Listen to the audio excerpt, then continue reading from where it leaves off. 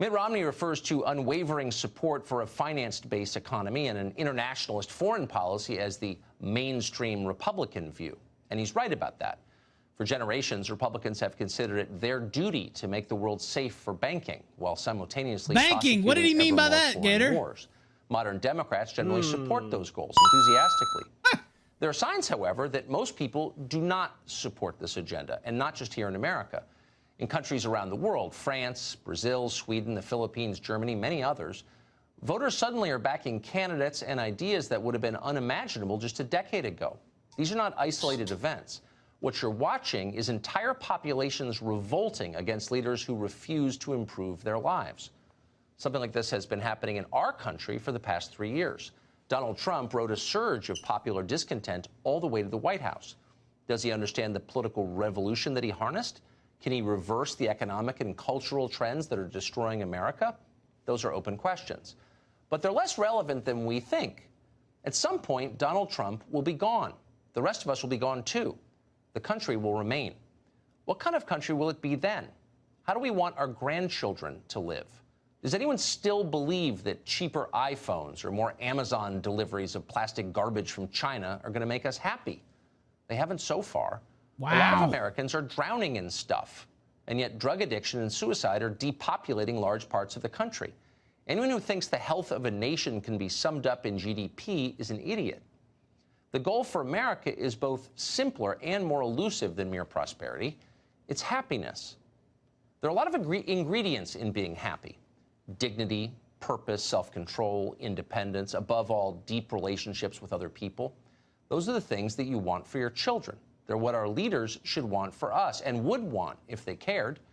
But our leaders don't care. They don't care. We are ruled by mercenaries who feel no long-term obligation to the people they rule. They're day traders. A cosmopolitan elite, you might say. Just passing through. They have no skin in this game, and it shows. They can't solve our problems. They don't even bother to understand our problems. Many social conservatives also consider markets sacrosanct.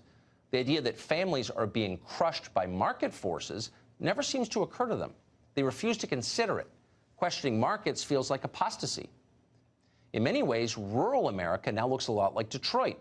This is striking because rural Americans wouldn't seem to have very much in common with anyone from the inner city. The groups have different cultures, different traditions, different political beliefs. Usually they have different skin colors. Rural people are white conservatives mostly. Yet the pathologies of modern rural America are familiar to anyone who visited downtown Baltimore in the 1980s. Stunning out-of-wedlock birth rates, high male unemployment, a terrifying drug epidemic. Two different worlds, similar outcomes. How did this happen?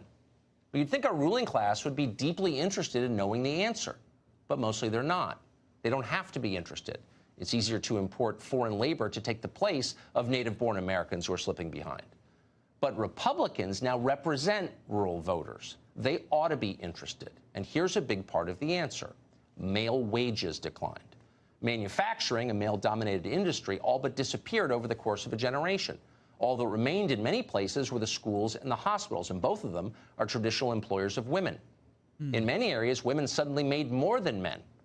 Now, before you applaud that as a victory for feminism, consider some of the effects. Study after study has shown that when men make less than women, women generally don't want to marry them. Now, maybe they should want to marry them, but they don't. Over big populations, this causes a drop in marriage, a spike in out-of-wedlock births, Tucker going full red pill right now. All the familiar disasters that inevitably follow. More drug and alcohol abuse, higher incarceration rates, fewer families formed in the next generation. This is not speculation. It's not propaganda from the evangelicals. It's social science. We know it's true. Rich people know it best of all. That's why they get married before they have kids. That model works. But increasingly, marriage is a luxury only the affluent in America can afford. And yet, and here's the bewildering and infuriating part, those very same affluent married people, the ones who make virtually all the decisions in our society, are doing pretty much nothing to help the people below them get and stay married. Rich people are happy to fight malaria in Congo, but working to raise men's wages in Dayton or Detroit, that's crazy. This is negligence on a massive scale. Both parties ignore the crisis in marriage. Our mindless cultural leaders act like it's still 1961. And the biggest problem American families face is that sexism is preventing millions of housewives from becoming investment bankers or Facebook executives. For our ruling class, more investment banking is almost always the answer. Investment banking? They teach us it's more virtuous to devote your life to some soulless corporation than it is to raise your own kids. I'm hearing a lot about Sheryl banking. Sandberg of Facebook wrote an entire book about this. Sandberg explained that our first duty is to shareholders above our own children. No surprise there. Sandberg herself is one of America's biggest shareholders. Propaganda like this has made her rich. What's remarkable is how the rest of us responded to it. Shareholder. We didn't question why Sandberg was saying this. We didn't laugh in her face at the pure absurdity of it. Our corporate media celebrated Sheryl Sandberg as the leader of a liberation movement. Her book became a bestseller, Lean In, as if putting a corporation first is empowerment. It is not. It is bondage. Lean in, and Republicans boy. should say so. They should also speak out against the ugliest parts of our financial system. Not all commerce is good. Why is it defensible to loan people money they can't possibly repay, or charge them interest that impoverishes them? Payday loan outlets in poor neighborhoods collect 400% annual interest. Are we okay with that? We should not be. Libertarians tell us that's how markets work, consenting adults making voluntary decisions about how to live their lives. Okay. Usury. But it's also disgusting. If you care about America, you ought to oppose the exploitation of Americans, whether it's happening in the inner city or on Wall Street.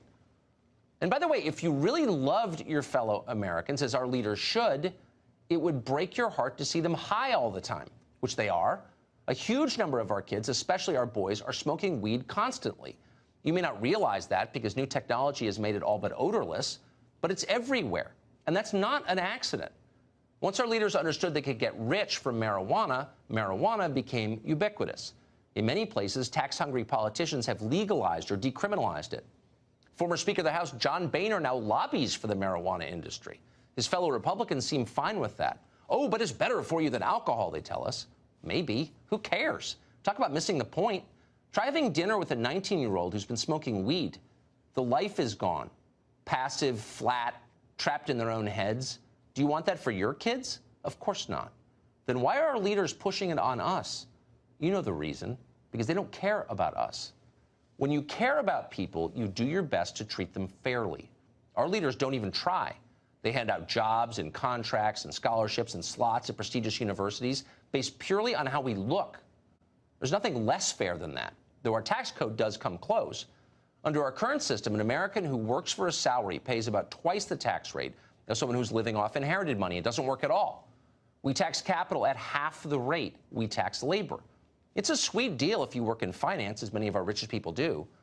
In 2010, for example, Mitt Romney made about $22 million in investment income. He paid an effective federal tax rate of 14%. For normal upper-middle-class wage earners, the federal tax rate is nearly 40%.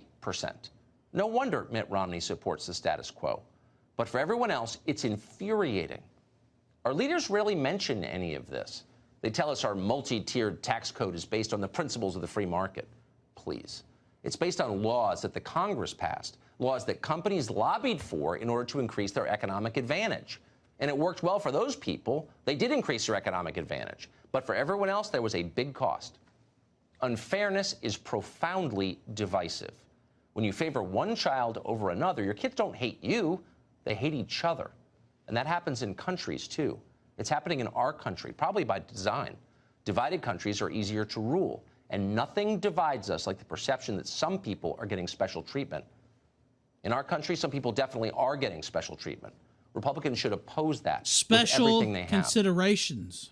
But first, Republican leaders will have to acknowledge that market capitalism is not a religion. Market capitalism is a tool, like a staple gun or a toaster. You'd have to be a fool to worship it. Our system was created by human beings for the benefit of human beings. We do not exist to serve markets, just the opposite. Any economic system that weakens and destroys families is not worth having. A system like that is the enemy of a healthy society. Internalizing all this will not be easy for Republican leaders. They'll have to unlearn decades of bumper sticker talking points and corporate propaganda. They'll likely lose donors in the process. They'll be criticized. Libertarians are certain to call any deviation from market fundamentalism a form of socialism. That's a lie. But socialism is exactly what we're going to get, and very soon, unless a group of responsible people in our political system reforms the American economy in a way that protects normal people. If you want to put America first, you've got to put its families first. What he's saying is, and what you're talking about is, these people don't really have that much of a stake in the game. You talk about the multinational corporations, you talk about the corporate elite, you talk about the coastal elite, the metropolitan interlopers. These are people who, if the United States went down, they would just move to another country. Maybe they have a citizenship in another country as well. It won't be the end of the world for them. I don't have another citizenship. I mean, it's America or bust, pretty much. But these people are so rich; they have investments all over the world. They might have a house in the south of France. They might have a house in Tel Aviv or wherever they have a house. Spain, wherever. If things get too bad, they just leave, and they'll take their money with them. And they leave everybody else holding the bag. Yeah. They leave everybody else poor and destitute. And they leave a broken people in a broken country that no longer has not either its traditions nor its money. You have nothing. You're left with nothing. They leave you a broken shell of a people and a nation. Why? Because it's all about how much money they can make. That's all they care about. They care about money and they care about power. I think it was very, very apt that I talked about this on Heel Turn earlier. It was very apt that Carlson talked about the lie that is feminism, because feminism is just a viral marketing buzzword. Feminism was created as this marketing ploy to encourage women to get into the workforce. Why? Because if you take a population of people that have never worked before and you suddenly throw them into the labor force, you know what that does? That decreases salaries, because you're increasing competition.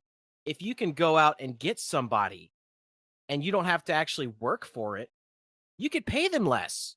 That's why we're seeing this focus on illegal immigrants now and people from third world countries coming in to do tech jobs, because it creates an artificial influx of available workers, and they can offer them less money. So wages are stagnating, wages are collapsing, and then they wonder why the economy isn't doing as well as it could. It's because they are deliberately keeping men out of the workforce through their shenanigans, through their manipulations and their machinations, because they don't have to suffer. They don't have to deal with this because they had a get out of jail free card. If everything goes tits up, the whole country falls apart. There's civil war, unrest in the streets. People are starving. People can't feed their families. People can't provide for themselves. You know what? They don't have to live with the consequences of the decisions they're forcing, basically, on everybody else. It goes wrong. Exactly.